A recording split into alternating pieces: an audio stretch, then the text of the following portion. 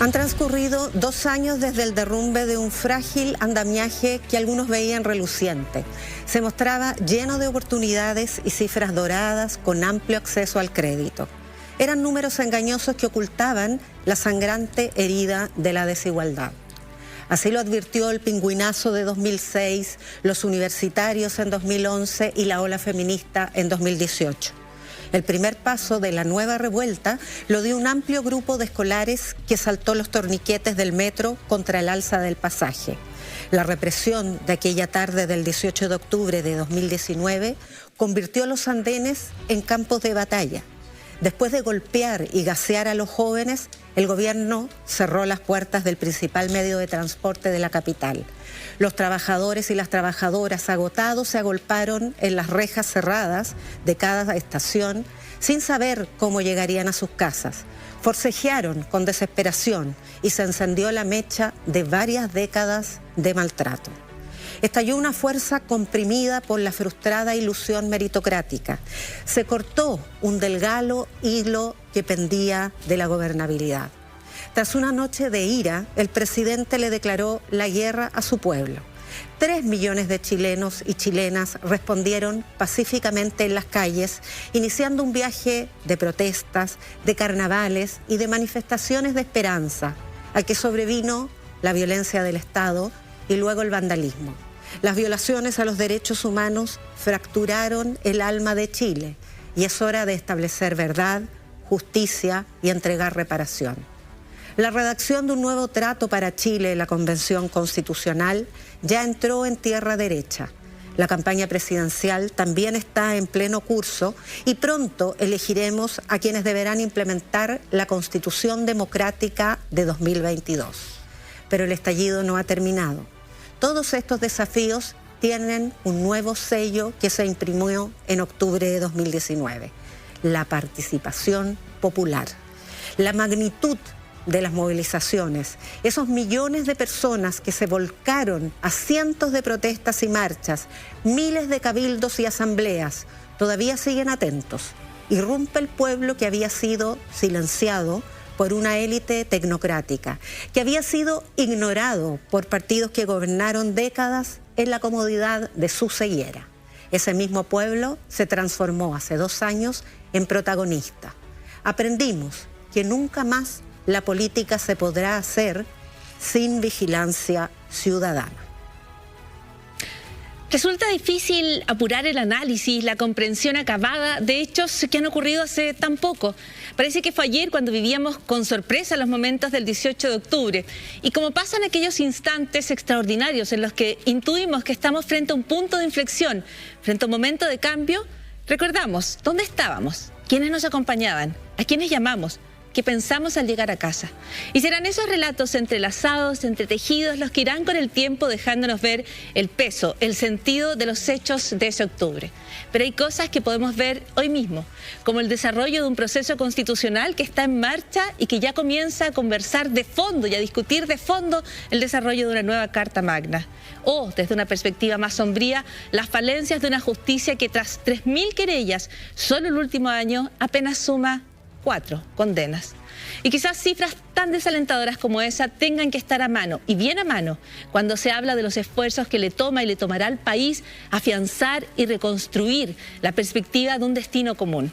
Los 2 años que han pasado y los que vendrán nos enfrentan a grandes retos, a grandes definiciones. No son tiempos sencillos, son días desafiantes. Se vive entre la esperanza y la incertidumbre. Sabemos que el cambio es necesario, lo percibimos como inevitable, pero no podemos dejar de sentir cierto temor ante el fin de un viejo orden, de una antigua forma de hacer las cosas, como equipos mal acostumbrados a una cancha dispareja pero conocida. A veces tenemos esperanza, a veces cunde el desconcierto. Son tiempos que requieren, entre otras muchas cosas, de miradas honestas, lúcidas y serenas respecto a los procesos en desarrollo. Y quizás desde el periodismo, desde este lugar, esa sea una de las misiones que al menos podemos intentar y poner todo nuestro esfuerzo en cumplir. Aportar con las entrevistas, con las investigaciones, con el debate, a un relato que sin inflamar el miedo, que sin dejarse llevar por la estridencia, acompañe el devenir extraordinario y que esperamos y deseamos sea provechoso de estos días para ustedes, para nosotras y nosotros, para futuras generaciones. Muchas cosas han cambiado desde el 18 de octubre, pero otras permanecen porfiadamente inmutables. En este país de 20 millones de habitantes hay unas 9.000 personas que tienen un patrimonio de entre 5 y 100 millones de dólares. Entre ellos, 263 súper ricos que ostentan un patrimonio promedio de más de 600 millones de dólares. En ese club está el propio presidente de la República.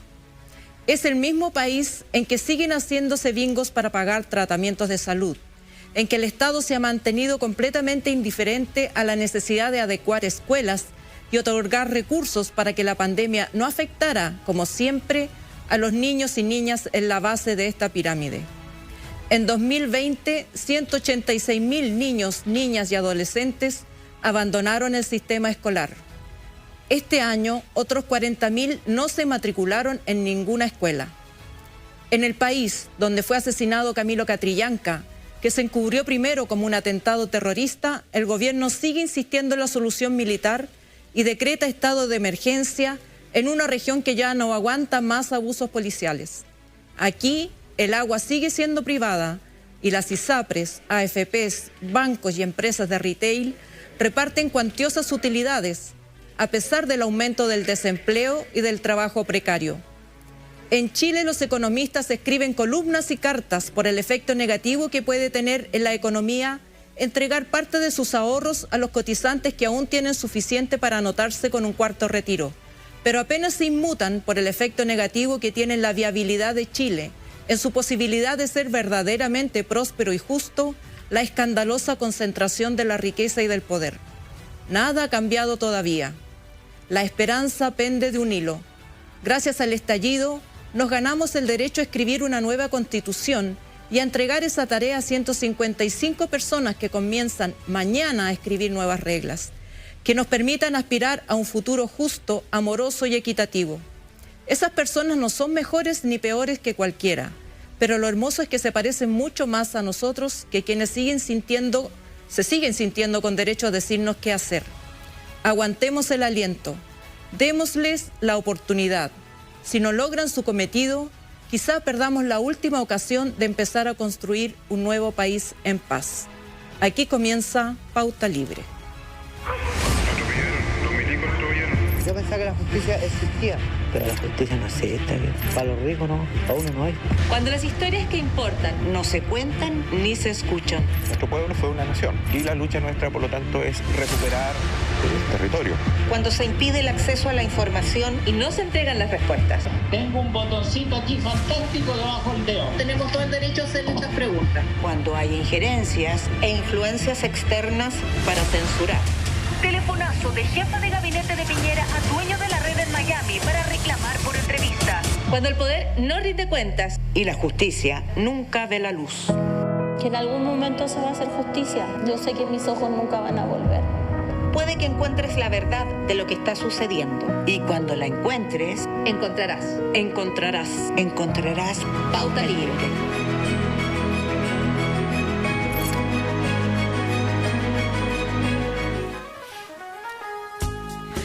Muy buenas noches, ya lo decía Alejandra Matus, aquí comienza un nuevo Pauta Libre y estamos con ustedes para revisar en esta jornada lo que es inevitable, intentar sopesar, observar, analizar lo que ha ocurrido en estos años y lo que estamos viviendo hoy en un proceso de transformación tan profundo como el que estamos enfrentando. Soy Paula Molina y además de saludarlas y saludar a todos, presento por supuesto nuevamente a mis compañeras. Yasna Levín, muy buenas noches. Hola Paula, buenas noches. Muy buenas noches, Alejandra Matus. Buenas noches, Paula. Partamos con quizás algo más de lo que planteábamos en la editorial. Yo creo que nosotras, como imagino en cada hogar y en distintos lugares y en espacios de trabajo y en espacios de estudio, se observa qué es lo que está sucediendo, qué es lo que comienza ese octubre y cómo sigue en este futuro que yo creo marca un hito tan importante en el inicio de la conversación constitucional de fondo. Sabemos que lo previo no ha sido baladí, no ha sido innecesario, ha sido fundamental. Las reglas bajo las cuales se va a dar la conversación la conversación y la convención constituyente. Ahora entramos en el fondo de los temas. Alejandra, tú hablabas de un proceso que es delicado, que pende de un hilo, tú dices, y al cual hay que dar esta oportunidad, porque la oportunidad al proceso es la oportunidad para la comunidad completa, ¿no? De esto salimos todos y todas, y más que salir, lo entretejemos, lo reconstruimos, lo reparamos entre todas y todas. No hay otro camino, no hay otra mirada. Cuando hablas de ese delicado equilibrio, ¿qué crees que es importante hoy? ¿Qué crees que es importante subrayar? Yo creo que constatar eso, ¿no? Que no es algo que está dado ni garantizado, que es algo que hay que construir entre todos y todas. Esto no significa que uno tiene que ser obsecuente ante lo que hace la convención o ante los errores que pueda cometer cualquier persona dentro de la convención. Pero creo que poner el acento ahí y tratar de sacar una conclusión, como en el caso, por ejemplo, de Rojas Vade, ¿no? que fue una cosa terrible que pasó para la confianza de la convención. Deducir de su comportamiento el comportamiento de toda la convención me parece exagerado, injusto e irresponsable. Porque, digamos, si nos damos esos gustitos, ¿no? Si nos damos el gustito de mirar para otro lado y de decir la convención no sirve para nada, entonces, ¿qué sirve? ¿Cuál es la solución? Y las sociedades a través de los tiempos han demostrado que si no logran ponerse de acuerdo por vías pacíficas, entonces sobreviene la violencia. Y cuando sobreviene la violencia, los que sufren más son las mujeres y los niños. Importante, creo yo, poner el acento también en la necesidad de, como tú dices, una mirada que sea crítica, que no es obsecuente, que es lúcida, pero que deja espacios para las oportunidades de cambio que hay hoy. A veces uno observa discursos que pueden ser más o menos aislados, pero que apuntan a que todo aquello que no sea el orden del que veníamos, o orden o acuerdo, o lo que sea que se venía, todo lo demás que venga es el caos. Y a mí me parece que eso de partida no es cierto y no es ni siquiera probable. Y por lo tanto yo creo que hay también un espacio en el cual uno lea esos apuntes, uno observe esos comentarios y los combine, yo creo, con nuestra experiencia personal de transformación. Las cosas cambian, las cosas pueden cambiar y pueden cambiar de manera que sean más justas, que sean más y mejor vivibles, yo creo que para toda la comunidad. Yasna, tú pusiste el énfasis en el relato de los días en torno a octubre y de esa primera respuesta de parte del gobierno, pero es también la respuesta desde el poder, ¿no es cierto? Que es a intentar acallar, contener, tratar de hacer ver que estos eran hechos aislados o que no iban a tener eco en la población, ¿no es cierto? Los comentarios que se hacen frente a las primeras manifestaciones estudiantiles, tenían antecedentes de varios años atrás, pero la evasión en el metro, y lo que se intenta es acallar, plantear que nada aquí va a cambiar y que todo va a seguir igual. Aplastar. Pero al mismo tiempo se tiene un correlato en que ejerce esta intención de aplastar y se pasa a este manejo que es absolutamente negativo en términos de que no controla el orden público, no preserva el derecho a manifestarse, que es un derecho que todos y todas tenemos, y además atropella los derechos de las personas. Tú pusiste énfasis en eso y me parece que de alguna manera si hay algo que va a ser realmente extraordinario, es que a partir de esa respuesta inicial se haya podido llegar a un proceso como el constituyente, o sea, se haya podido llegar a la posibilidad de conversar, dialogar, debatir y acordar una nueva constitución. Estaba repasando una investigación que está actualizando periódicamente Espacio Público con Ipsos, que no son encuestas cuantitativas, sino que son focus group e investigaciones de carácter cualitativo. Y hasta el último informe, a fines de septiembre, daba cuenta de las emociones que despierta este proceso que estamos viviendo. Y la primera es la esperanza, la segunda es la alegría y la tercera es la incertidumbre, con bastante diferencia. Entonces, cuando yo todas las mañanas me levanto y leo el Mercurio por razones profesionales o de formación profesional, y claro, uno ve un país que se cae a pedazos. Efectivamente hay una institucionalidad y un viejo orden que se está cayendo a pedazos. pero hay una tremenda oportunidad que la mayoría de la gente percibe todavía con alegría. Es cierto, las instituciones se desgastan desde el minuto en que se constituyen como tales, que es lo que le pasa a la Convención Constitucional. Pero me parece que no tenemos que dejar de alertarnos, ni siquiera preocuparnos, de que el segundo en las encuestas, el segundo candidato presidencial en las encuestas, tiene como estrategia que la nueva Constitución sea rechazada en el plebiscito de salida. O sea, es desarmar lo que precariamente se ha logrado en un contexto en que mucha gente cree que el estallido se terminó, pero no se terminó. Esto sigue con otras maneras, hubo una pandemia entre medio, de hecho se extendió a la zona del Gualmapu. Entonces creo que hay sectores peligrosos. Hay que poner ojo. Es la segunda mayoría en las encuestas.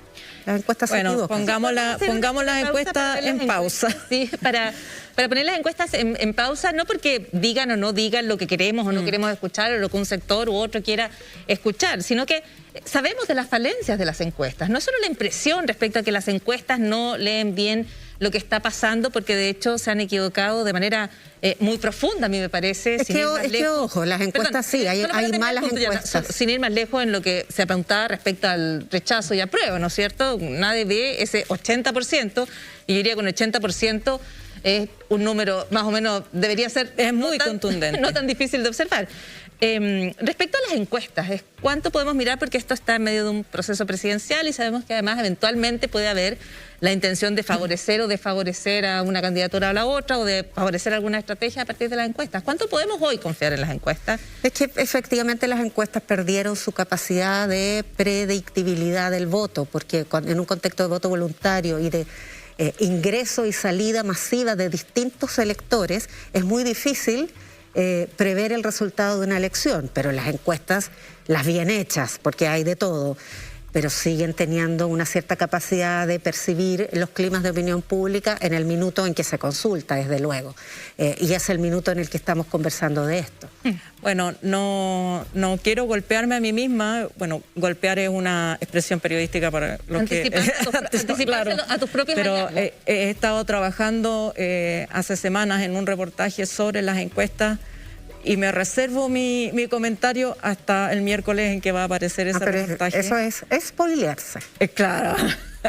Pero sí creo que las encuestas en Chile no funcionan como instrumentos de medición académica de nada. O sea, creo que realmente tenemos que... es como en el que tú llamas viejo orden, había que levantarse los domingos y leer a los columnistas de turno para saber qué había pasado, cómo interpretar lo que había pasado y predecir lo que iba a venir. Dicen los columnistas porque además puras plumas masculinas. Por supuesto, porque el 99,9% de los columnistas en Chile han sido y siguen siendo hombres. Pero como después del estallido los columnistas perdieron ese sitial, ahora nos hemos vuelto adictos a la encuestitis. Y en empresas que hacían encuestas una vez al mes, una vez cada 3 meses, ahora hacen encuestas semanales. Y me imagino que ustedes como colegas también reciben, yo recibo todos los días distintos correos de la encuesta X, la encuesta Z y la encuesta... Creo que tenemos que confiar en nuestras percepciones como ciudadanos, como ciudadanas. El pueblo chileno ha dado, y yo creo que ya se cansó de dar sorpresas, o sea, el 80%, después que no iba a salir ningún candidato independiente, que era imposible, los partidos iban a dominar la Convención Constitucional, tampoco fue así. Entonces, esperemos, no tratemos de adivinar el futuro, tratemos de lidiar con el presente y con lo que vemos, percibimos y es posible palpar. ¿Me puedo quedar con ese consejo de, sí, en vez de tratar de adelantar el futuro, tratar de lidiar de manera lúcida con el presente?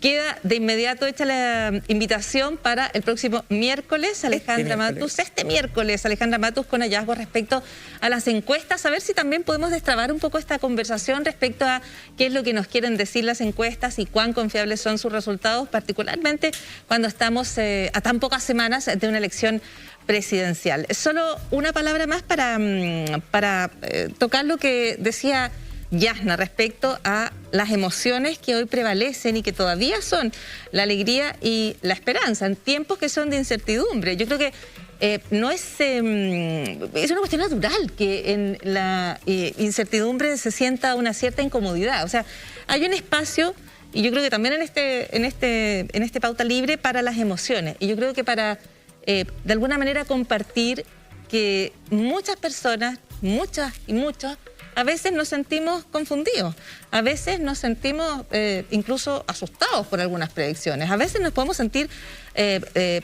desaliento respecto a lo que viene, o podemos sentir que el escenario es mucho más confuso de lo que quisiéramos.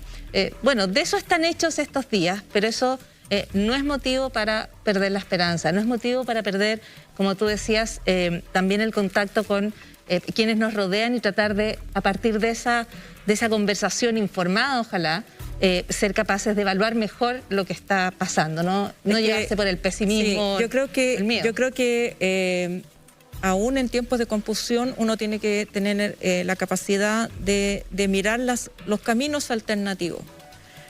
Y no hay un lugar donde volver hacia el pasado. Porque, por ejemplo, veamos la Convención Constitucional, que es paritaria.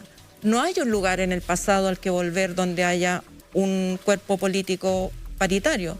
No hay un lugar donde volver donde estén representados los pueblos originarios. No hay un lugar donde volver donde hayan, entre comillas, parlamentarios, en este caso convencionales, pero de 23 años. Entonces, no hay donde volver. Solamente podemos seguir avanzando, tratando de resolver esto de otra manera. Yo creo que las personas que están por el rechazo, que están obcecadas en que nada cambie, tampoco se dan cuenta de lo peligroso que es que nada cambie. ¿Qué van a hacer? ¿Le van a poner reja a toda? ¿Se van a parapetar en 3 comunas y desde ahí van a tratar de vivir una vida normal? Si ellos también están presos de la desigualdad. Ellos también, digamos, si este país fuera más igualitario, más equitativo, nadie dice que sea... digamos, la China de Mao Zedong, que todos con el mismo uniforme, pero una cierta base de igualdad, sino que una cierta base de igualdad en que todos podamos saber que si nos enfermamos vamos a poder costear nuestras enfermedades, que si envejecemos vamos a poder tener una previsión y en la vida va a ser mejor para todos, incluso para los que hoy día se oponen a los cambios. Entonces, creo que también sería importante que ellos vieran con lucidez que no hay tampoco otra alternativa que cambiar. No hay otro lugar donde refugiarse. Son quisiera importantes y ya tomarme de esta idea del sin retorno que plantea Alejandra. La comparto mucho, pero creo que particular significación tiene respecto a que la sensación de comunidad se repuso. Las personas se dieron cuenta que juntas tienen poder. La movilización devolvió esa sensación de que lo que yo pienso y lo que yo quiero, vinculado al nosotros, importa y tiene el poder de hacer que se tomen decisiones y se hagan cosas en virtud de aquello. Y eso también es sin retorno. Las personas, desde ahora en adelante, siempre van a importar. Y no las personas como individuos, no los faundes, que después podemos recordar ese personaje, sino que la comunidad, la sociedad, el pueblo, una palabra que teníamos tan relegada al diccionario. Que no se podía pronunciar en televisión. Era panfletaria. Sí.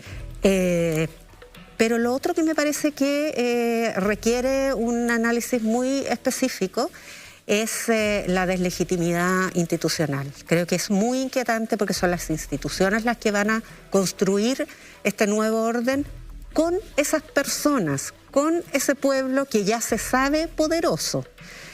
Pero no podemos mirar la Plaza Dignidad, condenar el pillaje, condenar los saqueos, sin recordar, por supuesto que debemos condenarlo, digo, pero no podemos hacerlo sin antes recordar que hay 2 ex generales directores de Carabineros condenados por razones de corrupción, que hay un ex director de investigaciones recién formalizado y preso por razones de corrupción, que hay un candidato presidencial que recibió dinero, como tantos candidatos, de pesqueras, en el caso del que estoy mencionando, de Soquimich, de Penta y de otras 24 empresas que quedaron impunes, lo sabemos. Entonces, cuidado cuando hablamos de delincuencia. Primero, erradiquemos la delincuencia de la corrupción de las instituciones, y eso no se ha hecho. Eso es parte de la construcción del nuevo orden. Es muy importante. Nos vamos a una primera pausa en este Pauta Libre. Vamos a volver, tenemos muchísimo más para compartir y conversar. Vamos a volver además con Mónica González en entrevista con Gustavo Gatica. Algunos de los apuntes y contenidos para este Pauta Libre. La pausa es breve y ya estamos con ustedes.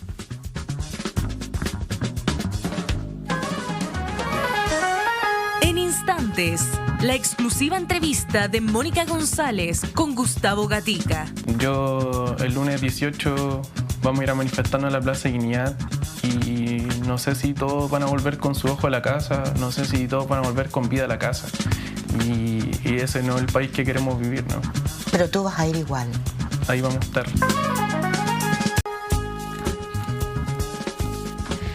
Continuamos en Pauta Libre junto a Alejandra Matus y Yasna Levín. Soy Paula Molina y nos vamos de inmediato al centro de la ciudad de Santiago, hasta Plaza Dignidad. Allí está el periodista Martín Ortiz. ¿Cómo estás, Martín? Muy buenas noches. ¿Cómo estás, Paula? ¿Cómo estás, Alejandra? ¿Cómo estás, Yasna? Muy buenas noches. Buenas noches, Martín. Escuché parte de su editorial cuando comenzó el programa y la verdad no quiero estar ajeno a este momento. Hace 2 años atrás, un 17 de octubre... Quizás nadie sabía lo que iba a pasar en este lugar. Nadie sabía que desde este sector, desde Plaza Dignidad, se iba a empezar a construir la historia. La historia que para muchos se va a ver reflejada en la nueva Constitución. Hay algunos que no creen en ella. Hay otros que dicen que este proceso no tiene validez. Pues bien, esa pelea o esas discusiones pueden quedar para los académicos, pueden quedar para las columnas, pueden quedar para los medios tradicionales. Lo que sí pasó acá hace 2 años y se empezó a construir es el relato de muchos, es el relato del que no tenía voz, del que no sabía dónde ir, del que finalmente parecía ser que su día a día iba a ser tal cual. El estallido social a muchos les puede gustar, a otros no, pero créanme, para muchas personas tuvo sentido de pertenencia, de significancia. Y no hablo tanto de las comunas del Barrio Oriente, no hablo tanto de la gente que conocía de política, hablo de la gente de la población, hablo de la Chimba en Antofagasta, hablo de la población Carlos Trup en Talca, de donde vengo yo. Para el que es pobre, para el que es humilde, para el que nunca creyó que esto iba a cambiar, hace 2 años, o más bien específico, mañana, hace 2 años atrás, la historia empezaba a cambiar, se empezaba a construir. Nosotros estamos acá desde Plaza Dignidad, Plaza Baqueano, sector de Plaza Italia, donde podemos empezar a ver un poco las imágenes de lo que está pasando en este momento. Pues bien, salvo el carro lanzaguas, un carro policial que tenemos también a nuestra izquierda y un par de carabineros, no hay mucho movimiento por parte de los efectivos policiales. Las calles, como la noche y tras el fin del toque de queda, ha cobrado vida, se han empezado a movilizar los vehículos, el transporte público también. Lo que sí parece ser es que mañana nuevamente la gente se va a empezar a reunir en este lugar. Ya el viernes pasado hubo una manifestación pre-18 de octubre. Mañana, cuando se cumplan 2 años, hay varias movilizaciones. No solo en Santiago. Santiago no es Chile. Eso hay que tenerlo siempre presente. En las distintas ciudades del país, en las distintas capitales. Incluso en los pueblos más chicos o en las comunas que muchas veces han sido rechazadas por muchas personas y también por nuestra historia. Pero también en este lugar pasaron muchas cosas. Hubo violación a los derechos humanos. Y no estoy diciendo yo. Lo están diciendo los estudios. Lo está diciendo la ONU, Derechos Humanos, el INDH, Human Rights Watch. No son mis palabras. Y dentro de esas historias conocimos una, la de Violet González, quien el 22 de noviembre del 2019 su vida tomó un giro radical. Y no para bien. Su historia cambió y todo esto tras una historia que tiene más dudas que certezas. Estamos con Violet. Violet, si me puedes acompañar un poco acá, por favor. ¿Cómo estás? Buenas noches. Buenas noches. Si me puedes primero, y también para que la gente sepa en sus casas, nosotros conversamos un poco antes de salir al aire, si nos puedes comentar muy brevemente tu historia. ¿Qué pasó aquel 22 de noviembre, acá muy cerca, en el sector de Universidad Católica? Bueno, desde el día 18 de octubre yo salí siempre a repartir agua con bicarbonato, después agregué la leche, salía con pan, salía con fruta, salía con cigarros, lo que la gente necesitara en realidad. Salía un poco a ayudar a las abuelitas, a las familias. De hecho, principalmente me dedicaba a rescatarlos de los ataques de lacrimógenas y lanzaguas. El 22 de noviembre, como todos los días lo había hecho, salí de mi trabajo y me bajé en Salvador, caminé para acá, estuve toda la tarde ayudando y cuando yo iba de vuelta a mi casa no había manifestación en el sector de GAM. Y eso tiene que quedar súper claro porque mucha gente me ha dicho, pero estaba ahí puro hueveando. Y perdón mis palabras, pero así me lo han dicho. Y yo no estaba hueveando, yo estaba devolviéndome a mi casa junto con otras 50 personas y de un segundo a otro todo cambió. De un segundo a otro estaba entre el GAM y la entrada al metro y pega el chorro del guanaco en el GAM y lo único que tiene fue afirmarme el fierro del metro. Me pasó el chorro, miro hacia adelante para seguir caminando porque en realidad mi rumbo era llegar a mi casa. Tenía que llegar a mi casa como todos los días. Tengo 2 perritas, vivía sola en ese momento y necesitaba llegar a verlas.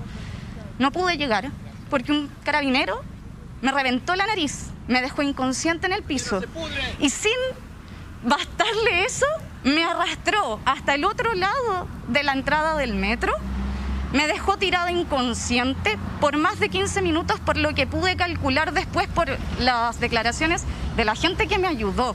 Cuando yo reaccioné, los carabineros estaban atacando a todo el mundo. Había un chico al que mientras más gritaba, más le pegaban. Y si él se quedaba callado, le dejaban de pegar. Pero bastaba con que él hiciera un quejido y lo molían a palos. No podía escapar para ese lado. Me tiré hacia el lado del metro. Me encerré sola. Por suerte había gente ayudando a una chica con crisis de pánico. Eso me salvó la vida. Porque si esa gente no me mete entre medio de ese círculo, Carabineros me agarra. Porque venían detrás mío corriendo con una luma nuevamente. Para volver a reventarme. Esa gente me ayudó. Me llevó después por las tarrias tratando de llegar a un punto de salud al que no pude llegar nunca. Porque entraron a atacar con todo. Lo último que vi fue un Paco así, con la mano levantada, con un manifestante de frente al que le dio en la cabeza. Y en ese momento me terminaron de vendar la cara porque mi nariz estaba con una fractura expuesta, colgando. Por lo tanto, me la tuvieron que afirmar para llevarme hasta la posta central. Posta central que no hizo nada mejor. Porque después en los detalles de mi atención médica dicen que fue una fractura leve. Fractura leve es quebrarte el tabique. A mí me destruyeron la nariz. Violet, ha pasado casi 2 años de esto. ¿Qué respuesta has tenido tanto por parte de la justicia, por parte de las policías? Y también hay un punto que es muy importante y que quizás también podríamos empezar a comentar con parte del estudio. ¿Qué ha respondido el sistema de salud a lo que te sucedió? Bueno, vamos a ir por el lado judicial, que es lo más corto. Nada. Mi caso está muy lento. La verdad es que no hay información, hay una cámara de control de tránsito en esa esquina que maravillosamente justo en las horas de la protesta no hay ninguna imagen, lo cual es muy extraño. Y hasta ahí está toda la investigación, hoy día en manos de la PDI de Derechos Humanos, que me disculpará la institución, pero claramente no espero que digan quién fue el carabinero responsable porque se han escondido entre todos toda la vida. Y en cuanto al sistema de salud, la posta central dijo que yo tenía una fractura leve, por lo tanto cuando me derivaron al San Juan de Dios, lo único que me dijeron fue te vamos a hacer una reducción que le hicieron mal porque le hicieron con una anestesia local. Fue una tortura ese procedimiento, no me pude aguantar el dolor del procedimiento, tanto que me tuvieron que amarrar como burrito para que yo no saltara, para que no moviera los brazos, para que no moviera las piernas.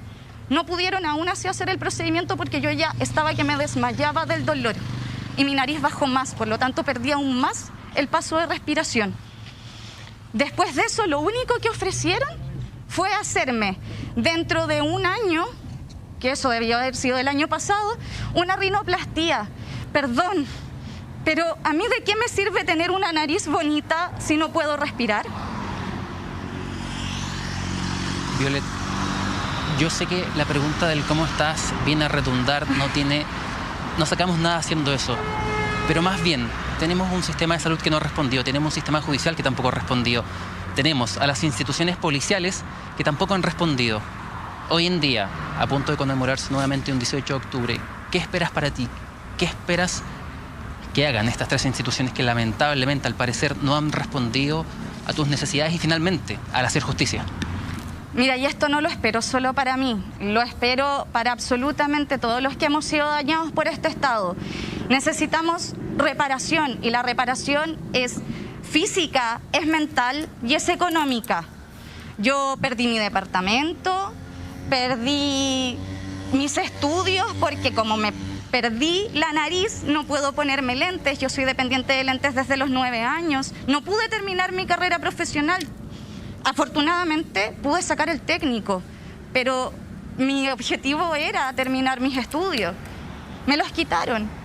He estado 2 años en los que no he podido buscar un trabajo estable porque no puedo ver.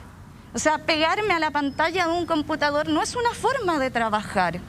Soy comunicadora, trabajo mayormente con pantallas, por lo tanto no puedo no tener mis lentes. Y es algo que hoy día no puedo hacer. Necesitamos salud mental. Y eso no es solo para los que hemos sido afectados como víctimas, sino que para todo Chile. Somos un país enfermo mentalmente. Necesitamos además apoyo en absolutamente todas las áreas y nos han dejado a todas las víctimas de este sistema absolutamente abandonadas. Ahí estamos con Violeta González. Son unas de tantas historias que han pasado en nuestro país, son unas de tantas historias de la vulneración de los derechos humanos. Y aquí quiero hacer una pequeña crítica porque justo hoy, durante la mañana, leí bastantes columnas de opinión. Y entre una de ellas, y entre varias opiniones, hablaba, y lo siento Violet que lo diga ahora, pero hablaban de cómo había quedado el estado de ciertos lugares, parques, plazas, tras el estallido social. Está bien, son necesidades que tenemos todos, son necesidades de áreas verdes. Pero así, como los invito a tener necesidades por las plazas, por los parques que se vieron afectados durante el estallido social, vayan a las poblaciones primero, vean cómo están esos lugares. Vayan a la población de las Américas, Padre Hurtado, Carlos Turopentalca. Y lo siento que lo repita, pero es del lugar de donde vengo yo y son del conocimiento que tengo yo. Y también, empecemos de una vez por todas a preocuparnos de historias como esta.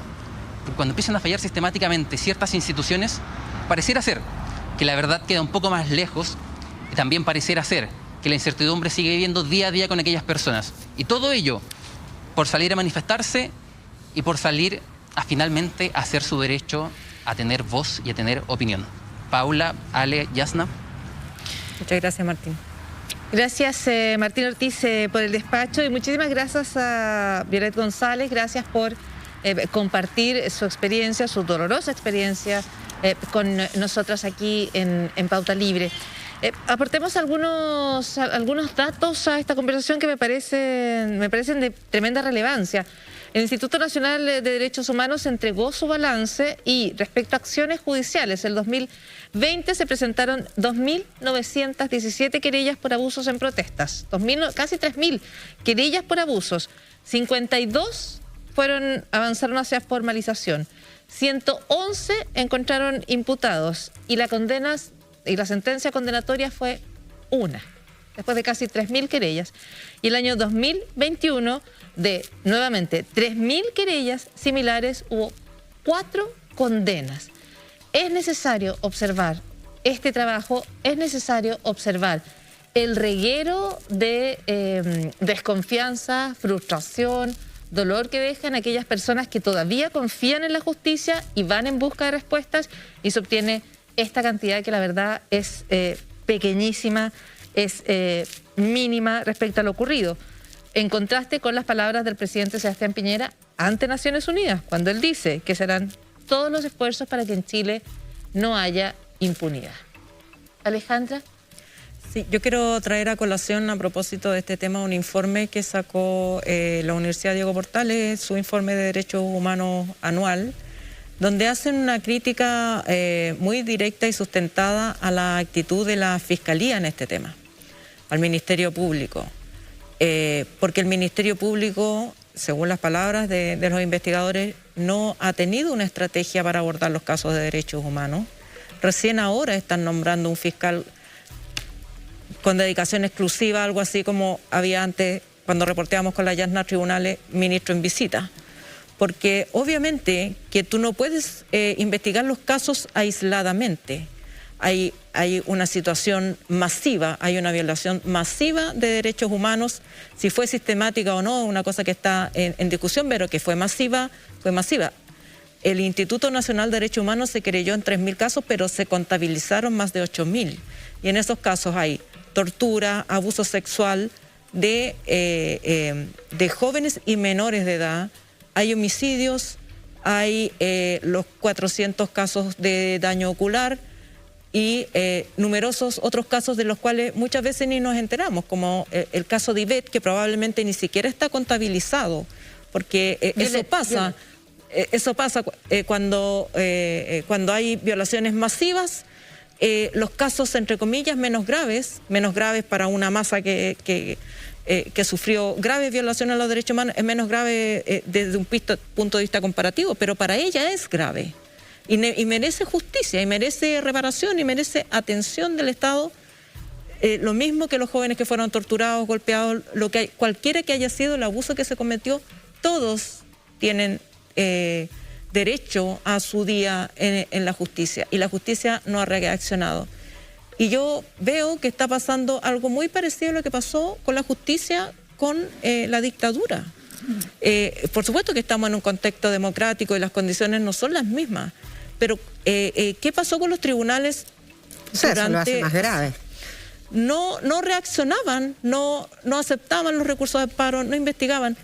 Y esta institución democrática que se creó con la promesa de darnos una mejor justicia, de ser imparcial, de terminar con los vicios que tenía la justicia antigua, no es capaz de investigar casos donde hay cámaras, testigos, donde no hay una DINA que vaya a meter preso al fiscal porque investiga. No es capaz de darles respuesta. Yo encuentro que es tan desesperanzador, es tan insoportable, creo yo. O sea, la frustración que eso genera, el daño que eso representa para cada una de las personas que no encuentra justicia. Ya veíamos solo en las cifras del Instituto Nacional de Derechos Humanos 3.000 querellas, más las otras que están fuera del Instituto Nacional de Derechos Humanos, apenas 4 condenas y cumplimiento de, según el Instituto Nacional de Derechos Humanos, de nuevo, incumplimiento de 2/3 de las recomendaciones que se le hicieron al Estado de Chile. O sea, allí donde se espera, se desea, se quiere que la manifestación sea absolutamente pacífica, es imposible albergar esa esperanza sin observar también, bueno, cuánta respuesta se ha dado en términos de justicia y cuánta frustración, indignación genera en las miles de personas que simplemente no han tenido respuesta de parte de la institución. La verdad es que resulta por lo menos enojoso. Sí, lo del Ministerio Público que comentan requiere una revisión importante.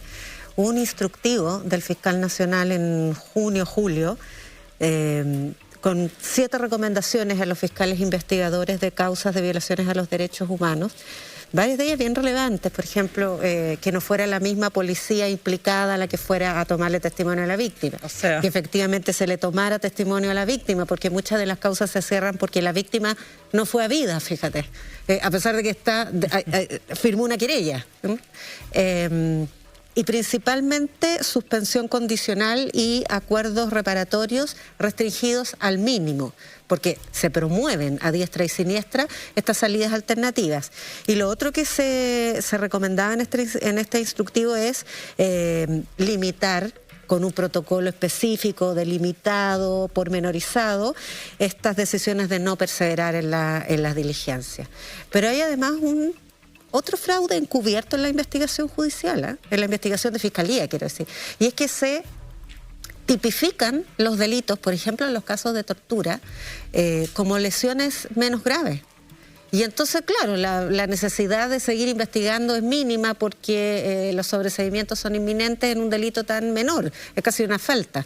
Y son casos de tortura, son golpizas, son verdaderos cuerpos masacrados en las calles que han sido caratulados de esa manera. Tal como dice Alejandra, eso es muy cierto.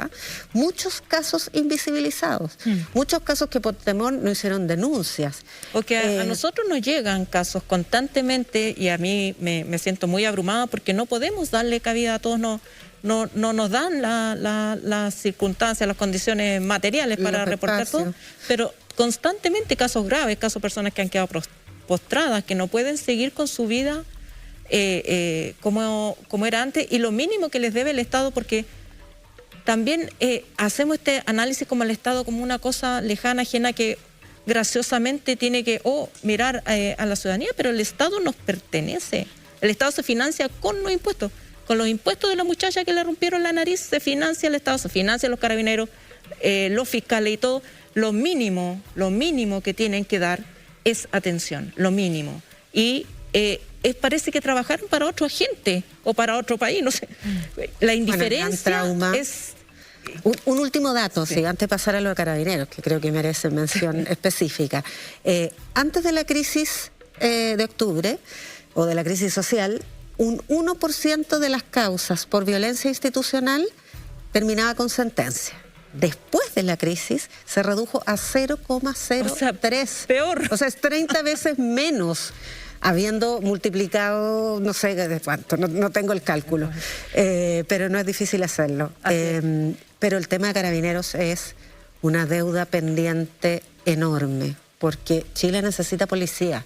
Chile necesita policía proba, policía eficiente y policía que proteja a la ciudadanía, no que la maltrate. O sea, policía además que sepa investigar delitos y no que cuando va a investigar un delito agarra a los sospechosos de siempre y los mete presos. Digamos que es otro tema que también se olvida, ¿no? El uso excesivo de la prisión preventiva para pobres. Claro. Estos temas que tienen que estar en una conversación respecto a cómo avanzamos en el país, ¿no es cierto? Es imposible detenernos solo en algunos aspectos de esta crisis y no abordar cuestiones tan relevantes como el derecho de las personas a la justicia, como la reparación necesaria, como la garantía de que no habrá impunidad y por supuesto de que no habrá repetición. Cuestiones todas en las cuales el Estado de Chile está comprometido internacionalmente, pero por el momento totalmente al debe. Vamos a seguir aquí en este Pauta Libre, nos vamos a ir a la pausa, pero antes tenemos que anunciar un estreno, porque tenemos un nuevo proyecto periodístico de Alejandra Matus, que se estrena este jueves a las 10 de la noche, absolutamente imperdible, así que vamos a ver parte de su promoción. Nos vamos a pausa y seguimos aquí en Pauta Libre.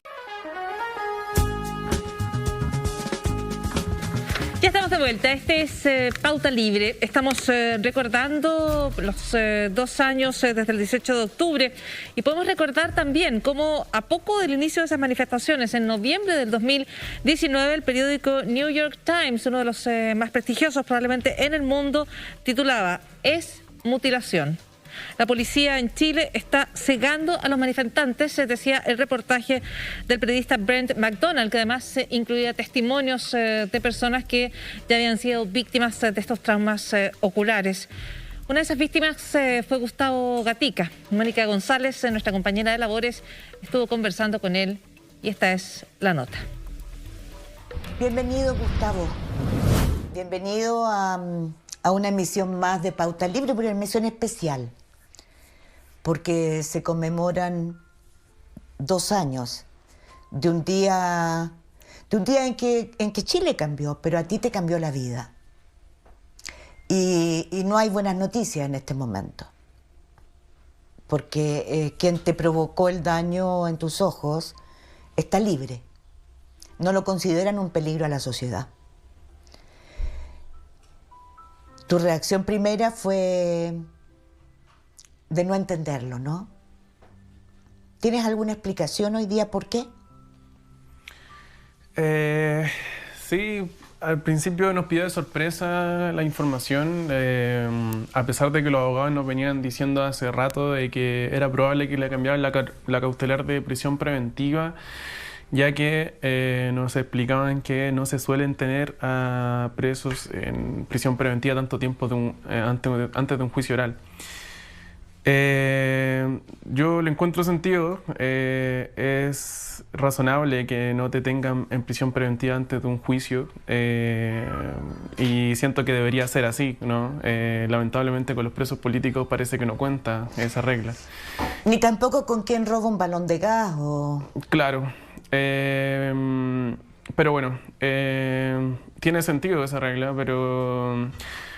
También me pregunto por qué la justicia entonces no actúa más rápido, por qué no se investiga más rápido, por qué ahora se van a cumplir 2 años, probablemente el juicio oral empiece ya en marzo. Es probable que cuando se cumplan 3 años del día que me dispararon aún no haya un veredicto y siento que eso no puede ser así, tenemos que acelerar los procesos.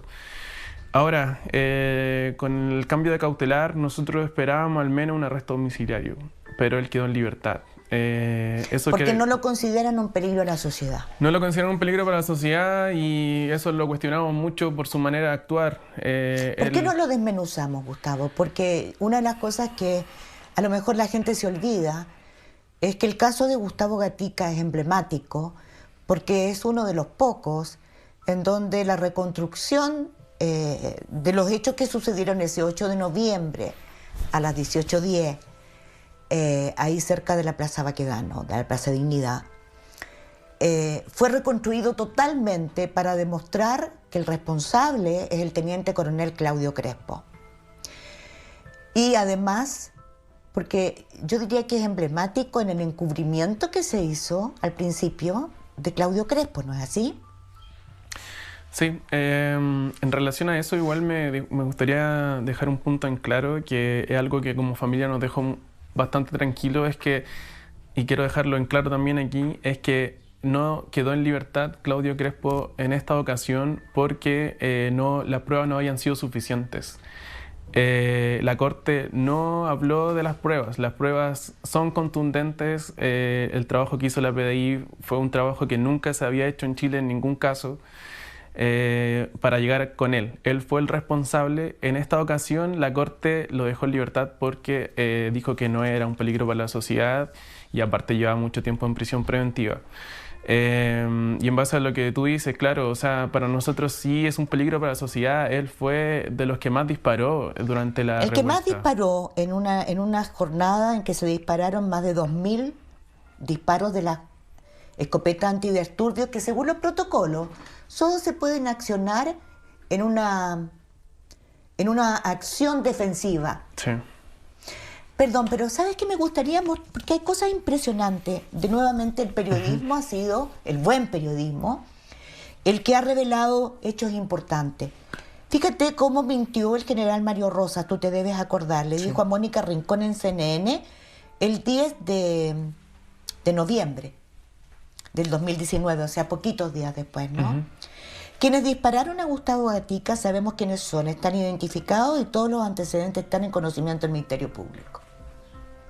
Y tu abogado inmediatamente dijo, eso no está en la carpeta. No. Bueno, fue Leslie Ayala, en un reportaje en La Tercera, quien reveló lo que Mario Rosas, el que era general director de Carabineros, dijo solo 15 días después. 15 días después, el 25 de noviembre, dijo ante la Fiscalía que se enteró por la prensa de lo que te sucedió a ti y que cuando dije que se sabía quiénes eran los funcionarios, me refería a que sabiendo 10 lugares es posible cruzar información y determinar qué efectivos estuvieran en el lugar. Yo no indagué formalmente sobre quiénes pudieron tener participación. Es impresionante cómo miente Mario Rosas. Sí, fue así, efectivamente fue así. Hubo una protección institucional a Claudio Crespo y te agrego otro dato. El día que a él lo detuvieron, en agosto de 2020, la PDI lo fue a buscar a su casa y su abogado, el representado de Claudio Crespo, afuera del cuartel de la PDI, dijo que Crespo ni siquiera estaba en esa calle. Él dijo que él estaba no sé cuántas cuadras más allá. Así es. Él dijo eso, te agrego ese dato. O sea, el representante de Claudio Crespo, mintiendo, decía que ni siquiera estaba ahí, siendo que hay imágenes que lo ubican ahí durante todo ese rango horario. O sea, esta investigación ha sido mentira tras mentira y Pero después de la audiencia, cuando la PDI y la fiscal pusieron todas las pruebas sobre la mesa, el abogado no volvió nunca más a repetir esa mentira. No. Es que las pruebas son contundentes. O sea, en ese sentido hay que felicitar el trabajo que se hizo en la Fiscalía y la Brigada de Derechos Humanos porque hicieron un trabajo súper exhaustivo. Como decía al principio, es un trabajo inédito que no se había hecho aquí. De hecho, en el mundo hay pocas investigaciones de cómo se comportan las escopetas de perdigones y aquí en Chile se investigó, incluso la Universidad de Chile, como laboratorio de física apoyaron en eso. De verdad que fue un grupo de profesionales que llegaron a identificarlo a él. Pero hay un dato más sobre el encubrimiento que se le hizo el alto mando al teniente coronel Claudio Crespo. Leslie Ayala también en La Tercera lo reveló.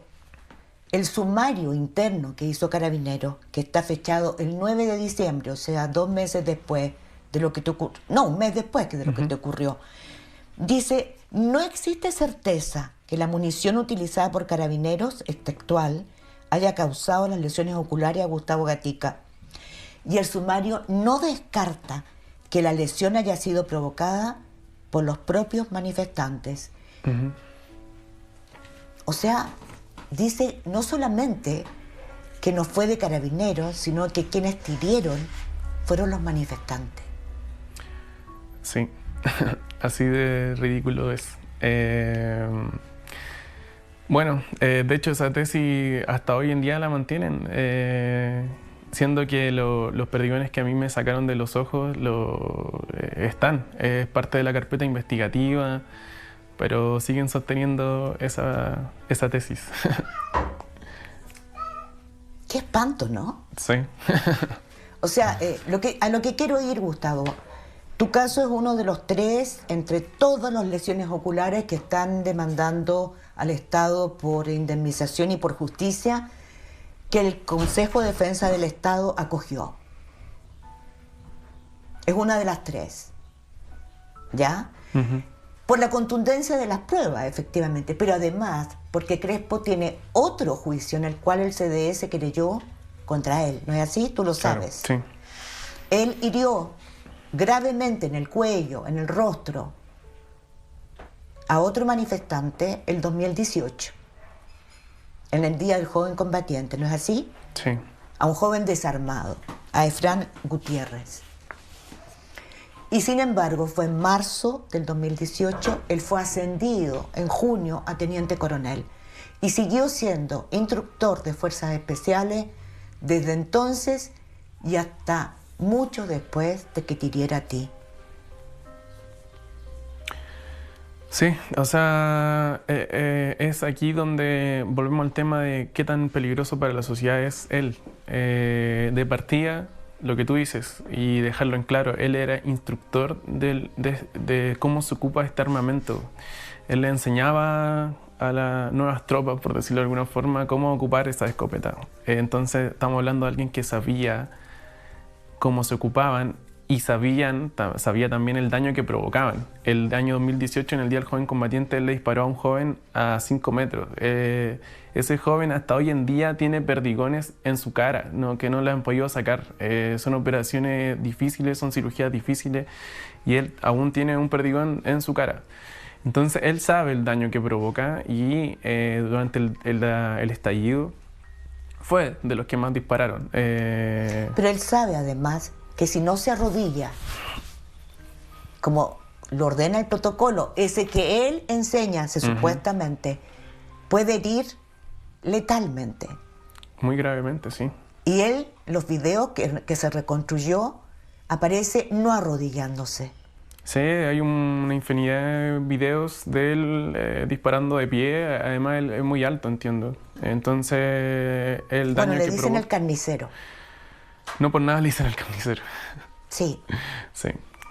Y a ese carnicero que tiene ese prontuario, es decir, ha dejado heridos, no uno solo, no solo a Gustavo Gatica, que también hirió a una niña de 9 años en Valparaíso, según denunciaron los barristas de Santiago Wanderers.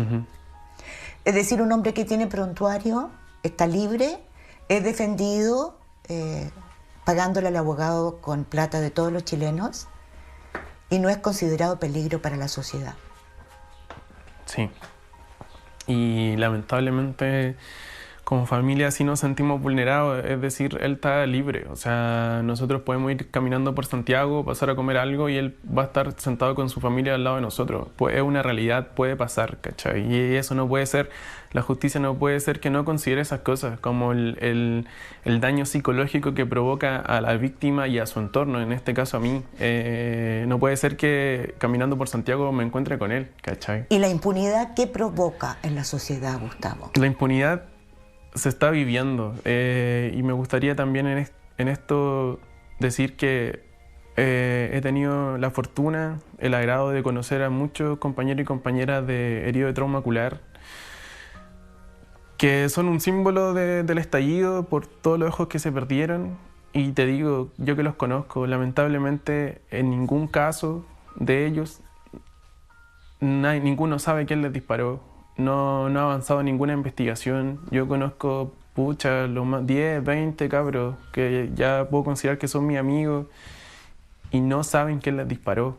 O sea, en el caso de la Fabiola, en mi caso, que son casos más emblemáticos por el daño, claro, han avanzado un poco las investigaciones hasta cierto punto. De hecho, ya van a pasar 2 años y aún no hay, ni siquiera empieza el juicio oral.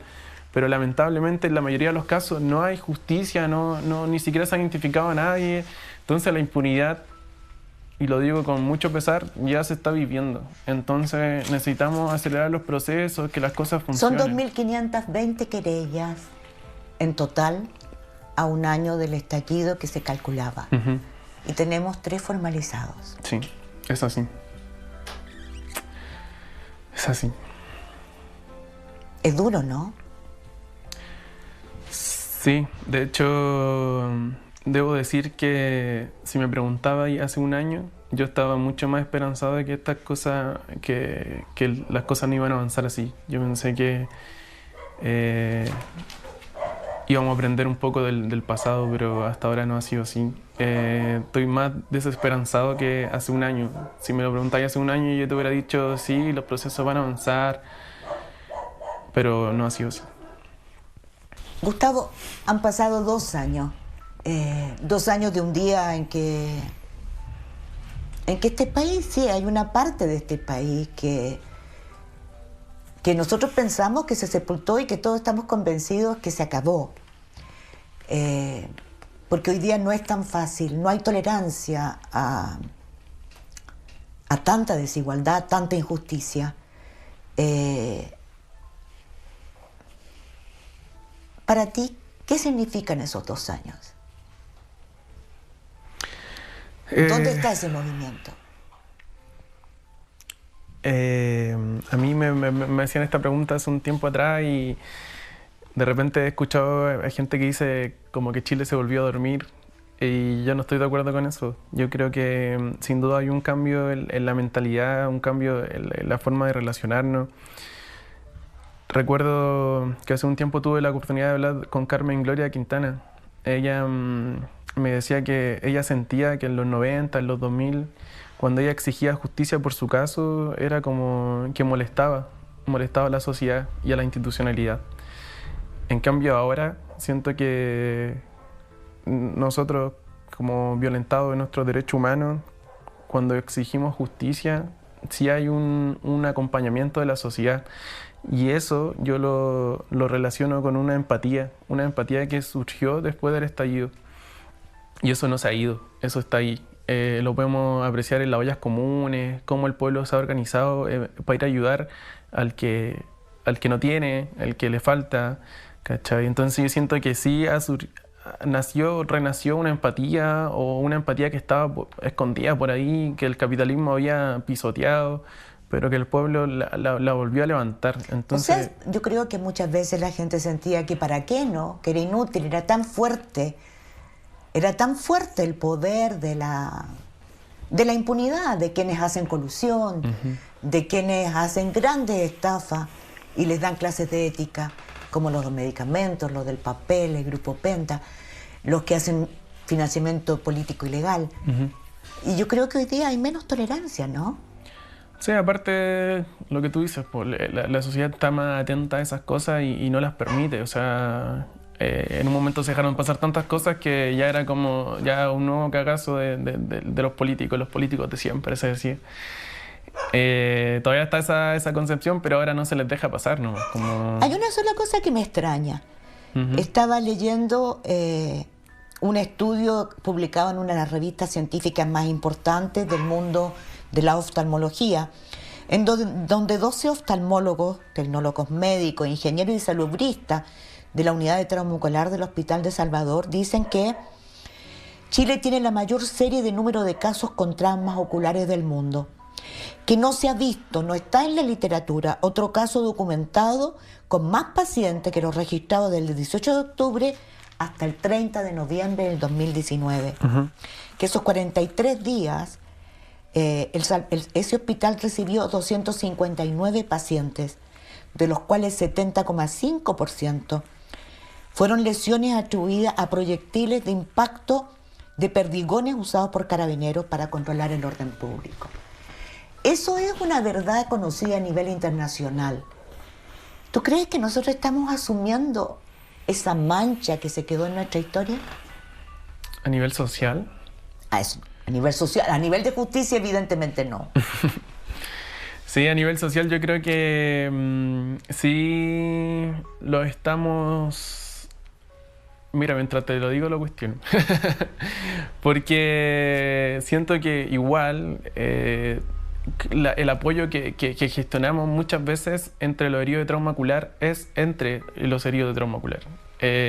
Cuánto a nivel social estamos levantando esta consigna de los heridos de trauma ocular y lo impactante que fue. O sea, es importante recalcar eso, que nunca en la historia, en ninguna guerra había pasado algo así. No sé, ¿cachai? No sé si tanto a nivel social se han levantado tantas organizaciones que vayan en ayuda. Existen y bacán que estén, ¿cachai? Pero no sé si en la magnitud que deberían. Sobre todo los cabros que están en regiones están bien votados, así. Acá en Santiago hay más organizaciones y nos ayudamos entre nosotros, pero en Conce, en Valpo, para el norte también, en Iquique, hay hartas organizaciones muy chicas y que están muy votados los cabros. Entonces... siento que hay que darle más importancia sí, a nivel social.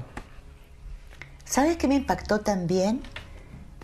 Hay una explicación jurídica que hacen algunos abogados muy importante cuando le responden al Consejo de Defensa del Estado por no acoger la querella que presentan los más de 300, bueno, ahí son más de 200 querellas de heridos por trauma ocular. Entonces dicen... cuando se trata de una lesión ocular que provocan proyectiles de carabinero, ya sea por bombas lacrimógenas, perdigones o carro lanzagua, bueno, es un accidente. 2, bueno, se repitió el accidente. 3, bueno, qué horror lo que pasó. Pero cuando son más de 300, cuando son más de 400, entonces ya no hay accidente. Es una práctica que se repite en la Policía de Colombia. Sí, pues, aquí en Chile, cuando nos damos cuenta que son alrededor, hay conteos que dicen que son alrededor de 500 heridos de trauma ocular de diferente gravedad, te habla de que era parte del protocolo prácticamente, era parte de cómo se hacían las cosas. El día mismo 18 de octubre cayeron muchos compañeros con heridas en sus ojos, era una práctica que se hacía. Y no solo en el estallido, volvamos atrás al 2018, el Día del Joven Combatiente, cuando Claudio Crespo le disparó a un joven en Huechuraba, directo a la cara. Gutiérrez. Y le disparó directo a la cara. Y antes hay más, en el Gualmapu, en Temuco también, era una práctica, lo hacían. De hecho, en una declaración, un alto mando de carabineros dijo que ellos hacían estas cosas para infringir dolor a los manifestantes y así disuadirlos de su actuar. Una policía que dice eso, no sé si debería existir. ¿Qué es lo que refleja según tú, Gustavo? Yo creo que refleja que a nivel histórico, después de la dictadura, no cambió nada. No cambiaron los protocolos, no cambiaron las personas, no cambiaron los instructores, no cambiaron las personas que enseñaban a ocupar el armamento. Habla de una policía militar rozando lo dictatorial, una policía que no valora, que no toma en cuenta la orden de los civiles, ¿cachai? Que un general es capaz de decirle a la presidenta, al ministro del Interior que no va a renunciar, ¿cachai? Una policía que se manda sola, ¿cachai? Bueno, estamos copiando si nos remitimos solamente al caso de Degollados de 1985. Así es. Acusaron de que el degollamiento fue hecho por sus propios compañeros, lo dijo el general Mendoza, en ese momento director general de Carabineros, y lo habían hecho ellos. Sí. Y Estange fue el encubridor principal y tampoco quería renunciar. O sea, tienes razón al decir que continuamos con los mismos métodos. De hecho, el abogado primero que tuvo Crespo fue Sergio Rodríguez, hijo de Rodríguez Wallis, que fue uno de los abogados defensores de quienes ejecutaron el crimen de los degollados, de los 3 profesionales degollados. Así es, no han cambiado los nombres siquiera. No. ¿Será por eso que no se quiere y se impide y se obstruya como de lugar investigar a los altos mandos? Sí, por supuesto, yo creo que hay una resistencia a hacer un cambio en los altos mandos. De hecho, hay una resistencia incluso a que se investiguen, a abrir ese espacio y saber qué está pasando ahí. Y aquí donde yo creo y siempre digo que tiene que haber una refundación. No es posible que hayan reformas, no lo son suficientes. Entonces hay que haber una refundación donde se cambien la forma de pensar, que les cambien el chip, que les cambien, que cuando entren tengan una educación que se base en los derechos humanos y que nunca la han tenido. Nunca la han tenido. Y si la han tenido, por supuesto que no fue suficiente. O la olvidaron. Tal vez. O los obligaron a olvidarla. Claro. Porque la muerte sigue rondándonos, ¿así? Uh-huh. Hace poco nos golpeó de nuevo. Sí, el caso de Denise Cortés, que falleció en la Plaza Dignidad, fue muy duro para nosotros. Ella es estudiante de mi universidad, una persona valiente que era defensora de los derechos humanos, que andaba ahí. Lo digo que es valiente porque constantemente andaba cerca de ello, de la muerte. Y falleció en extrañas circunstancias, aún no sabemos qué pasó. Yo digo que hay que tener cautela en eso, pero lamentablemente, si tú me dices que un policía le disparó a quemarropa, yo te diría, mira, puede ser. Y ahí es cuando yo digo, ¿cómo en un país deberíamos tener una policía que si tú me dices, un policía le disparó a quemarropa, yo diría, no, un policía chileno sería incapaz de hacer algo así. Pero lamentablemente, por el prontuario que tiene esa institución, yo te diría, sí, mira, puede ser. Puede ser que un policía le haya disparado a quemarropa, no lo sabemos. Pero bueno, lamentablemente el caso de Denise me afecta bastante. Y también me cuestiono cuánto tiene que sufrir más el pueblo, cuánta sangre más tiene que caer en la plaza. Y es ahí cuando yo digo ¿cuándo va a llegar esta refundación? El lunes 18 vamos a ir a manifestarnos a la Plaza Dignidad y no sé si todos van a volver con su ojo a la casa, no sé si todos van a volver con vida a la casa. Y ese no es el país que queremos vivir, ¿no? Pero tú vas a ir igual. Ahí vamos a estar. ¿Qué mensaje les haces a los jóvenes que hoy día siguen sintiendo esa rabia, ese deseo de decir basta ya de abusos, de muerte? Yo les diría que se organicen, que se sigan manifestando, que se cuiden, que si pueden ir con casco, con lente antiparra, con máscara, con chaleco antibala prácticamente, si pueden ir así, que lo hagan, pero que no paremos de manifestarnos, pero siempre cuidándonos, porque ya no, yo creo que el pueblo y bueno, yo personalmente ya no aguanto que sigan cayendo personas. Duele mucho que otros compañeros pierdan su vida, o que hayan más mutilados. Pero organicémonos, generemos espacios en nuestros territorios, generemos diferentes espacios de lucha de donde sea que estemos, que solo así vamos a conseguir cosas. Ponerle aguante a la constituyente también. En lo personal le tengo mucha fe, tengo muchas fichas puestas ahí. Así que a defender la constituyente también, que de ahí va a salir algo bueno. Tengo mucha esperanza en eso. Gustavo, no has perdido la sonrisa. Tu sonrisa sigue igual de ancha, de luminosa. Y han pasado 2 años. ¿De dónde sacas fuerza? De mi familia, de mis amigos y amigas, mis compañeros y compañeras, y del pueblo. Siempre que ando por la calle recibo un grito de ánimo. Me dicen que no estoy solo y eso de verdad que te levanta, es el amor que nos levanta cada día. No te digo que a veces no me canso, que a veces ando estresado, Estos últimos días he andado bien cansado emocionalmente, pero el amor te levanta, los proyectos, las ganas de hacer cosas, el entusiasmo. Yo creo que el entusiasmo es lo que mueve el mundo y hay que hacerse la ganas de generar proyectos, de hacer cosas, y eso es lo que me mantiene en pie. La música también, son tantas cosas, pero en general yo creo que el amor es lo que nos mueve y nos levanta y nos sostiene. Ese amor, Gustavo, del que hablas, con ese me quiero quedar. Me quiero quedar hoy día, cuando la muerte sigue acechando. Porque ese amor y tu sonrisa nos dan esperanza a todos nosotros. La sonrisa de Gustavo, el amor de Gustavo, es una esperanza. Muchas gracias, Gustavo. Muchas gracias.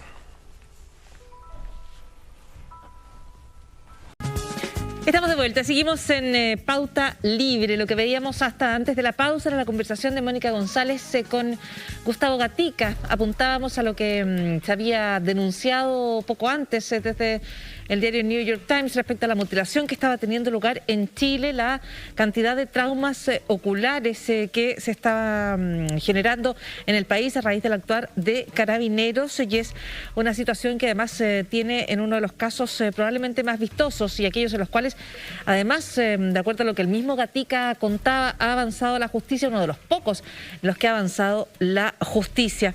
Es parte de los hechos dolorosos, algunos o muchísimos, esperanzadores, otros que han tenido lugar en estos 2 años. Como no recordar algunos otros hitos en estos 24 meses, ¿no? La masiva manifestación, la más grande en 30 años en la historia de Chile, según varios reportes, que tiene lugar después del 18 al 25 de octubre, como recordarán, o por supuesto el acuerdo del 15 de noviembre, mientras además se escuchaban las reiteradas advertencias y yo diría gestos de cierta urgencia o desesperación de parte de organismos internacionales que apuntaban a lo que estaba ocurriendo en Chile en términos de violaciones, abusos, atropellos a los derechos humanos. Recordar también la acusación que se presenta contra el entonces ministro del Interior, Andrés Chadwick, que deja el cargo y queda inhabilitado para las funciones públicas tras una acusación en el Congreso.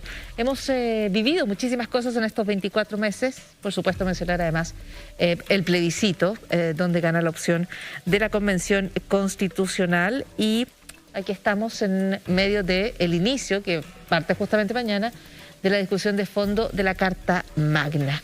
Todo eso hemos vivido. Yo quería citar también para la conversación aquí en el panel la entrevista con la académica Katia Araujo, que allí donde tantas y tantas voces no vieron venir y no lograron comprender el proceso de la crisis social, incluso cuando esta ya había estallado, Katia Araujo es una de las pocas académicas que la ve que observa que algo está ocurriendo en Chile, ¿no es cierto? Y hay muy buenas declaraciones de ella, cuando ella escribe que, por ejemplo, para muchas personas visitar barrios de la zona oriente de Santiago, en su propio país, digamos, significaba que solo los veía los guardias de seguridad.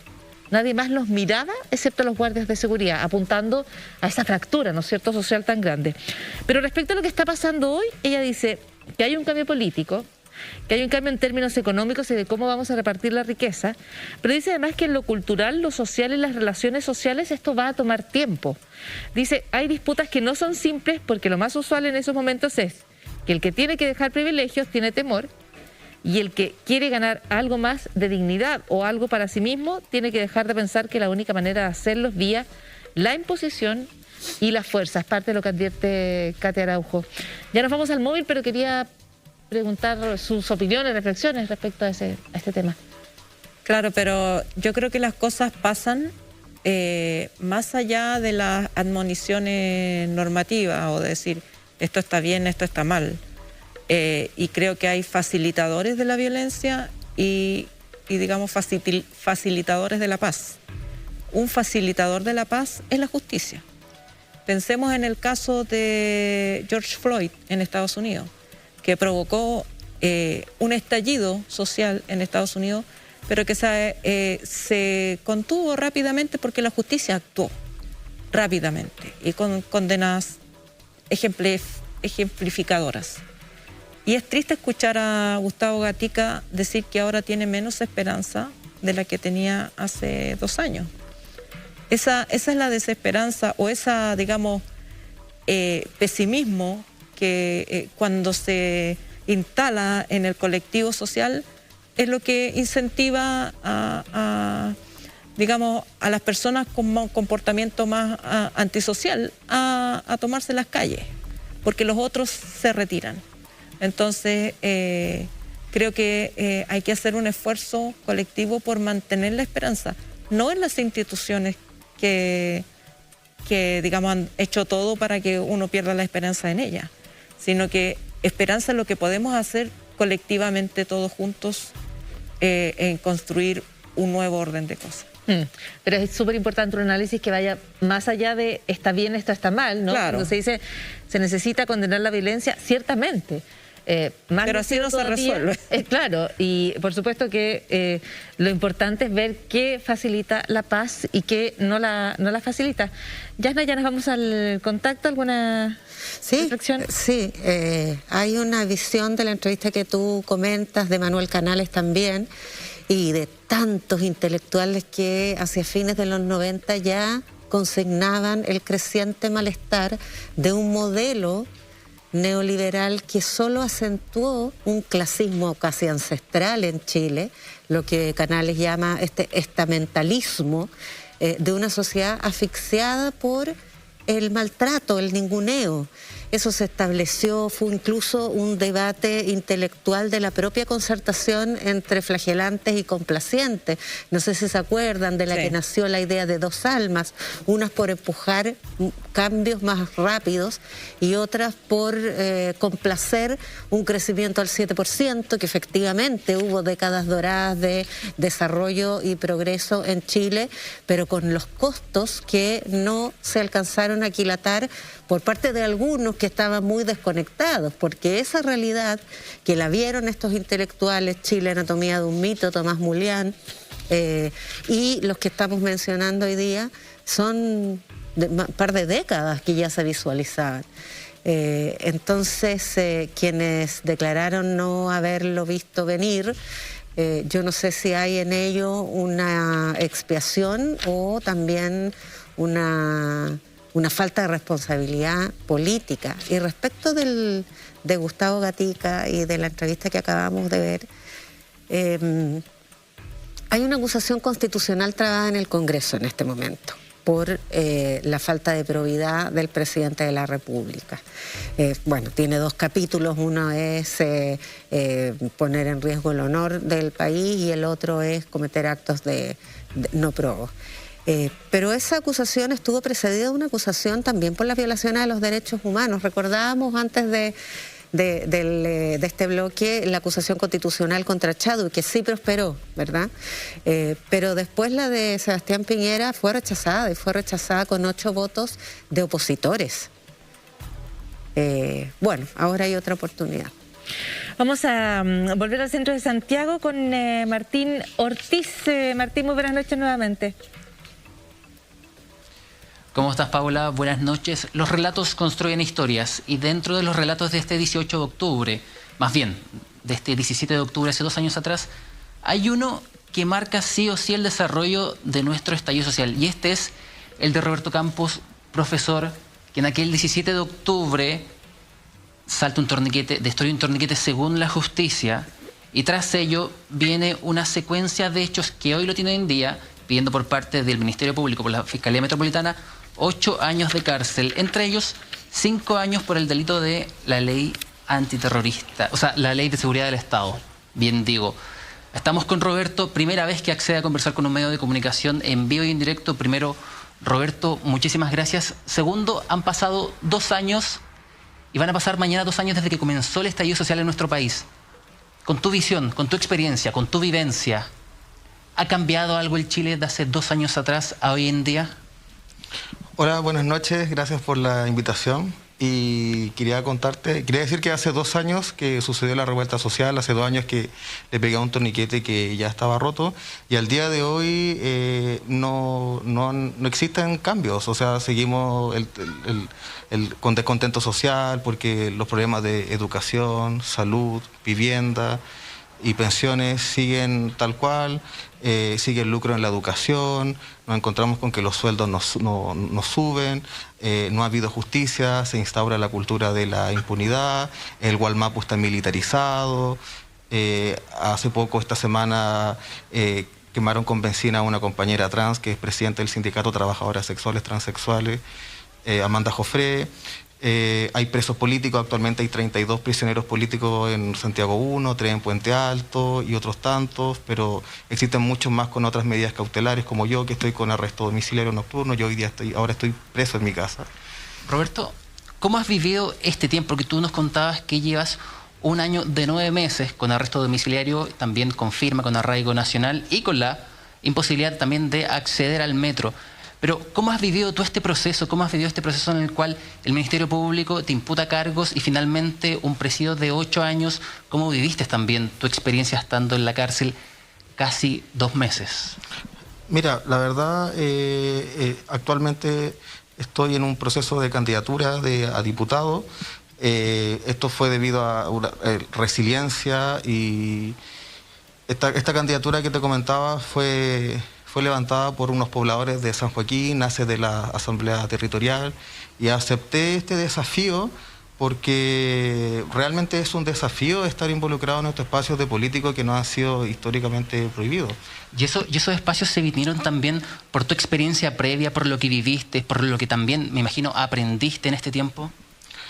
Claro, o sea, yo empatizo con todas las causas que desencadenaron esta ruptura de tejido social, y devino en un estallido social, y yo vengo con un proyecto político que está formado por un equipo donde lo conforman feministas, disidencias, profesores, mapuches, y tengo hartas propuestas buenas para hacer un aporte para la sociedad. Roberto, bueno, sabemos que eres candidato también a diputado por el Distrito 10, pero sacando un poco la figura del candidato, llevándolo a la persona, llevándolo a uno de los rostros emblemáticos del inicio de este estallido, ¿cómo te sientes hoy en día? ¿Cómo sientes que puede venir este Chile? Y también, ¿qué crees que va a pasar mañana en este Chile? Mira, yo siento que hay esperanza, porque existe actualmente una convención que está trabajando en ella. Sabemos que hay harta resistencia, quieren bajarla. Hay una derecha fascista que con un ejército de bots quiere deslegitimarla, y para eso estamos aquí presentes, luchando y resistiendo esta candidatura que parte de una consulta ciudadana, que quiero llegar con un mandato popular al Congreso, donde voy a defender ideas como la educación para el buen vivir, los derechos humanos, los derechos animales, naturaleza, las diversidades, disidencias, democracia participativa. Más o menos esos son los ejes que yo quiero aportar al país. Bueno, Yasna, Paula, Ale, como la historia de Pedro, también está la de Fabiola Campillay, personas que son finalmente testigos y también protagonistas de este estallido social y que buscan en la política también buscar un nicho, buscar un espacio y finalmente llevar sus experiencias hacia esos sectores. ¿Qué pasará mañana en Chile? Es un día clave, 18 de octubre, desde temprano está congregada la gente a la calle en distintas movilizaciones, tal cual como lo dijimos en Plaza Dignidad. La historia no se escribe hasta que sucede. Mañana será un día nuevo, mañana serán 2 años de conmemoración desde el inicio de este estallido social, que muchos no pensaron que culminaría en cómo está, culminando en ciertos aspectos, una nueva constitución que también se va a escribir mañana, y otros aspectos que pareciera ser que la política y más allá, lo social está cambiando día a día. Muchas gracias a Martín Ortiz, muy buenas noches, y por supuesto también el agradecimiento al entrevistado Roberto Campos esta noche en Pauta Libre. Tenemos algunos minutos todavía de programa. Vamos a cerrar, por supuesto, esta edición del Pauta Libre con la expectación ante lo que ocurra mañana en esta conmemoración. Recalcar también, porque no podemos olvidarlo, estamos haciendo este programa con mascarilla, estamos en medio de un aumento sostenido, todavía pequeño, pero sostenido, de casos de COVID-19. Entonces, para todos los efectos, lo necesario es mantener aquellas medidas que nos cuiden a cada una de nosotras y nosotros, y también, por supuesto, a todos y todas las demás. Un anuncio importante, tenemos un nuevo episodio de Poder y Verdad, y la invitación es a ver la promoción del programa de Mónica González. Este jueves, de manera excepcional, en un especial de Poder y Verdad. Tus compañeros, me imagino que hoy día deben ser hombres poderosos. Muchos de ellos. En el primer gobierno de Piñera hubo 3 que fueron ministros. ¿Cuándo tuviste tu primera relación con un hombre? Yo tuve mi primera relación con un hombre en mi mediana adolescencia, pero siempre muy culposa, muy escondida. ¿Te da pudor el privilegio? No, me da pudor el hecho de que yo me salvé, pero hubo muchos que no se liberaron y que no se salvaron. Poder y Verdad, jueves, 23:30 horas. La Red, cambiemos juntos. Ahí está, Poder y Verdad. Nos reencontramos entonces con Mónica González. Vamos a tener un súper jueves, además, porque ese mismo día va a estar Alejandra Matus con Jaque Matus. Así que muchísimo para no perderse este jueves en La Red. Llegamos a los últimos segundos del programa. Yasna, me gustaría una pequeña reflexión al cierre. Aprovechemos de estar en la víspera de la fecha de mañana, de la que hemos hablado todo el programa, y esperemos que sea una conmemoración con la misma esperanza, alegría, optimismo que hubo aquí el 25 de octubre, cuando hubo más de 3 millones de hechos. Recupere ese espíritu de participación ciudadana, de despliegue de poder de la gente, de incidir, pero con esperanza, con un movimiento responsable, con optimismo. Estupendo punto, Yasna. Muchísimas gracias. Alejandra, al cierre del programa. Sí, yo solo espero que Carabineros tenga una conducta prudente, que no apliquen los métodos que han aplicado en otras manifestaciones, y que mañana no tengamos que estar reportando a esta hora ni mutilados, ni torturados, ni muertos. Así es. Hay un derecho a la manifestación, es un derecho que ha reivindicado el pueblo de Chile. Es una esperanza lúcida la que se puede abrazar, la que se puede expresar para una ciudadanía que ya no dejará de participar, ya no dejará de hacer oír su voz, y una democracia que tendrá la capacidad, desarrollará y mejorará sus instituciones para responder a ella. Es la esperanza, ¿no?, ante un nuevo 18 de octubre. Despedimos aquí el programa, le agradecemos por supuesto a todo el equipo, tanto aquí en el estudio junto a nosotros como el equipo en dirección. Yasna Levin, muy buenas noches. Buenas noches, Paula. Alejandra, buenas noches. Buenas noches. Alejandra, muy buenas noches. Sí. Volvemos a encontrarnos, la invitación para el jueves con Poder y Verdad y Jaque Matus, y aquí en Pauta Libre el próximo domingo. Muy buenas noches.